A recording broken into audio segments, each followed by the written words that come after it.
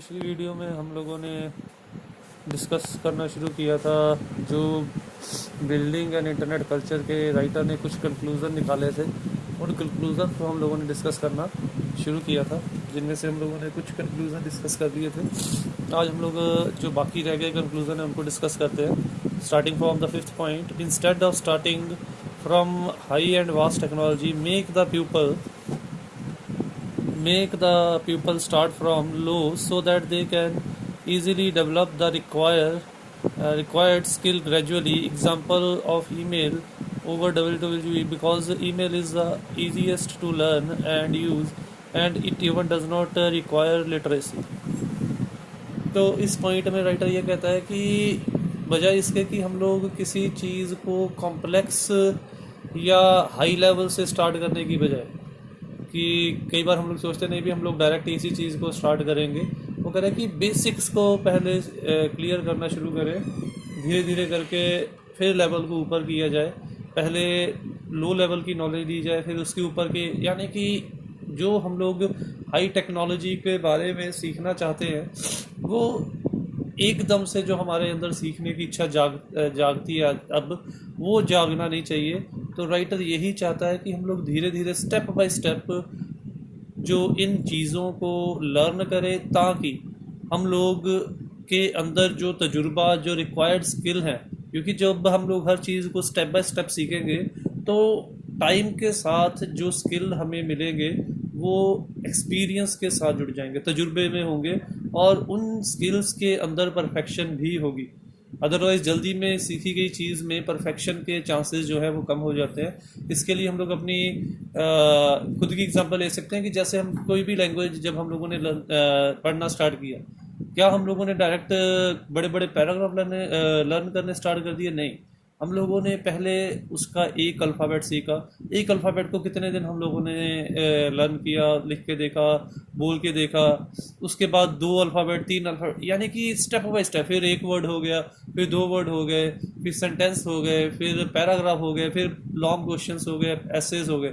तो इस तरीके से हम लोगों ने धीरे धीरे करके अपने माइंड को लो लेवल से हाई लेवल तक लेके गए, और उसी प्रकार से टेक्नोलॉजी का भी हम लोगों को इसी प्रकार से यूज़ करना है कि लो लेवल से हाई लेवल की तरफ हमारी टेक्नोलॉजी का यूज़ जाए। नेक्स्ट है हमारा, before implementing any technology conduct an analysis how to make the technology accepted by pupil, or how the pupil और technology need to change.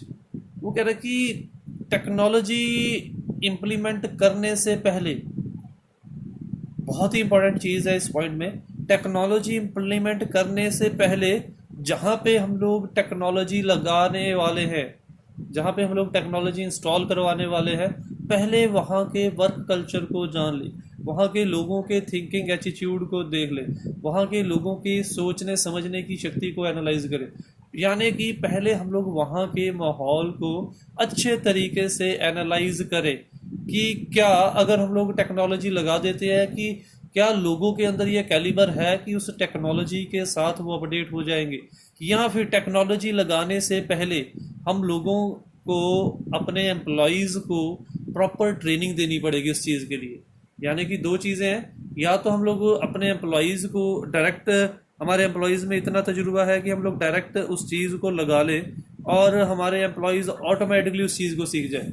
But अगर ऐसा नहीं है तो हमें टेक्नोलॉजी लगाने से पहले लोगों को उसके मुताबिक एडजस्ट करना, चेंज करना, बताना पड़ेगा। और उसी प्रकार से अगर कहीं पे हमें लगता है कि टेक्नोलॉजी के अंदर स्लाइड सी इम्प्रूवमेंट या स्लाइड सी कुछ चीज़ों की एडिशन या डिलीशन करनी पड़े, तो वो भी हमें करनी पड़ेगी। यानी कि टेक्नोलॉजी लगाने से पहले वहाँ के माहौल का, वहाँ के वर्क कल्चर का एनालिसिस करना बहुत ज़रूरी है। तभी टेक्नोलॉजी जो है उस इंस्टीट्यूशन, उस ऑर्गेनाइजेशन में बेहतर ढंग से इस्तेमाल की जा सकेगी। Make a mixture of existing as well as new internet technology for transmission and flow of information. और ये भी नहीं है कि पिछली टेक्नोलॉजीज़ को यूज़ करना बंद कर दें। अब हम लोग देखेंगे कि बैंक्स के अंदर हम लोग अगर यहाँ पे बैंक की एग्जांपल दे सकते हैं कि क्या उन लोगों ने रिटर्न रिकॉर्ड रखना बंद कर दिया अगर कंप्यूटर आ गए? नहीं, उन लोगों ने रिटर्न रिकॉर्ड भी रखे हैं।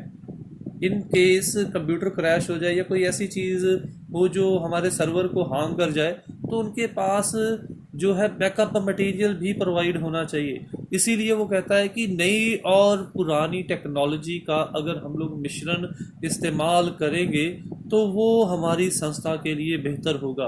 क्यों? क्योंकि उससे अगर हम लोग ये कहेंगे कि नहीं, हम लोगों ने सारी की सारी टेक्नोलॉजी एक बार में नहीं लगानी है, उसका कॉस्ट बहुत ज़्यादा हो जाएगा। और उसके बाद अगर, जैसे हम लोगों ने लेसन में एग्जांपल देखी थी लॉटो सॉफ्टवेयर की, उसके बाद अगर हमारा वर्क कल्चर उस टेक्नोलॉजी को अडॉप्ट नहीं कर पाया तो हमारा पैसा भी गया और टेक्नोलॉजी भी वेस्ट गई। इसीलिए पुरानी और नई टेक्नोलॉजी को मिला के एक मिश्रित टेक्नोलॉजी यूज़ करनी चाहिए, ताकि पिछली टेक्नोलॉजी के ऊपर भी जो पैसा लगाया था वो भी यूज़ होता रहे और नई टेक्नोलॉजी के ऊपर भी हमारे जो पैसा इन्वेस्ट किया उसके ख़राब होने के चांसेस जो है वो कम हो जाए।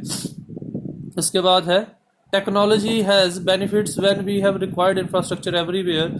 For example, email has no use when the people you wish to communicate is not online. So motivation of people regarding new technology is must for making its better use. अब वो क्या कह रहा है? वो कह रहा है कि टेक्नोलॉजी जो है, टेक्नोलॉजी इस्तेमाल करने के बेनिफिट फ़ायदे तब ही हैं जब हम लोगों के पास उस टेक्नोलॉजी को इस्तेमाल करने के लिए जो भी चीज़ें चाहिए वो पूर्ण तौर पे मौजूद है। एग्ज़ाम्पल ले लीजिए, मैंने किसी को ईमेल सेंड की है। अब ईमेल सेंड कैसे होगी? मेरे पास ईमेल अकाउंट है और दूसरे का ईमेल अकाउंट हो, तभी मैं ईमेल सेंड कर पाऊँगा। अब दूसरे को ईमेल अकाउंट तो बना लिया, उसे यूज़ करना आता नहीं टेक्नोलॉजी, मैं उसे ईमेल कर भी दूँ तो क्या वो उसे ओपन कर पाएगा टाइमली? उसे तो फिर किसी की हेल्प की ज़रूरत होगी। यानी कि टेक्नोलॉजी का तब ही फ़ायदा उठाया जा सकता है जब हम लोगों को टेक्नोलॉजी के साथ उनके अपने अंदर सीखने, लर्न करने और अपने आप को इम्प्रूव करने की जो प्रेरणा उनको दें, ताकि हम लोग टेक्नोलॉजी के साथ साथ लोगों का स्तर भी, लोगों के मेंटल लेवल को भी हाई लेके जा सके, लोगों के टेक्निकल लेवल को भी हाई लेके जा सके, ताकि टेक्नोलॉजी और लोगों के स्किल और एक्सपीरियंस का हम लोग बेहतर जो है वो फ़ायदा या लाभ उठा सके। For students, no doubt internet can be a powerful tool for education, but it should be made a part of existing education system. No need to over stress it, so that students may get the required skill when time comes automatically like other skills. वो कह रहा है कि no doubt internet जो है वो student के लिए भी आज के टाइम पे बहुत ज़रूरी हो गया है। इसका मतलब ये नहीं है कि हम लोग स्टूडेंट के ऊपर इसी चीज़ की स्ट्रेस करते जाए, नहीं भी तूने कंप्यूटर सीखना ही सीखना है, तूने इंटरनेट सीखना ही सीखना है। वो कह रहा है कि उसको भी, जैसे हम लोगों ने बाकी सब्जेक्ट को एज ए पार्ट ऑफ उसका कोर्स बना दिया, उसी प्रकार से जैसे हम लोग स्कूल्स में देख रहे हैं कि right from their early classes की, स्टार्टिंग की क्लासेस से उनको कंप्यूटर की धीरे धीरे करके नॉलेज देना शुरू कर देते हैं, ताकि जैसे जैसे बाकी जो स्किल्स थे उसके वो विद टाइम अपने आप परफेक्ट हुए हैं, उसी प्रकार से उसके लिए जो टेक्निकल स्किल्स हैं वो भी विद टाइम अपने आप इम्प्रूव होते जाएं। इसीलिए इंटरनेट या और ऐसी टेक्नोलॉजी का बेहतर ढंग से इस्तेमाल करवाने के लिए स्टूडेंट के इसको उनके स्टडी का एक अहम हिस्सा बना देना चाहिए, ताकि एकदम से जोर डालने से अच्छा है कि धीरे धीरे उनका जो मेंटल लेवल है उस चीज़ के लिए प्रिपेयर हो जाए। अब लास्ट है, सबसे लास्ट पैराग्राफ है, conclusion. The last conclusion is that the most important, because it must be kept in mind, the machine alone will not reform or improve our institution. In other words, instead of stressing on machinery, we must be put stress on talented and expert people, so that they can make better use of such tools like internet. वो कह रहे हैं कि एक बड़ी गलत धारणा हमारे मन में बैठ चुकी है कि टेक्नोलॉजी होगी तो हम लोग विकसित कहलाएंगे, टेक्नोलॉजी होगी तो हम लोग इम्प्रूव्ड कहलाएंगे। वो कह रहा है कि ऐसी सोच जो है हम लोगों को कभी भी रखनी नहीं चाहिए। टेक्नोलॉजी के ऊपर भी जोर देना है, बट टेक्नोलॉजी के साथ साथ हम लोगों को, टेक्नोलॉजी के साथ साथ हम लोगों को, लोगों के टैलेंट, लोगों के स्किल, लोगों के तजुर्बे के ऊपर भी जोर उतना ही देना है, क्योंकि अल्टीमेटली जिन टेक्नोलॉजीज़ की हम लोग बात कर रहे हैं वो तो सिर्फ एक माध्यम है, उन टेक्नोलॉजीज़ को यूज़ तो अल्टीमेटली लोगों ने करना है, और लोगों के पास अगर स्किल, तजुर्बा होगा तभी वो इन टेक्नोलॉजी, इंटरनेट जैसी टेक्नोलॉजीज़ का एक बेहतर ढंग से इस्तेमाल कर पाएंगे।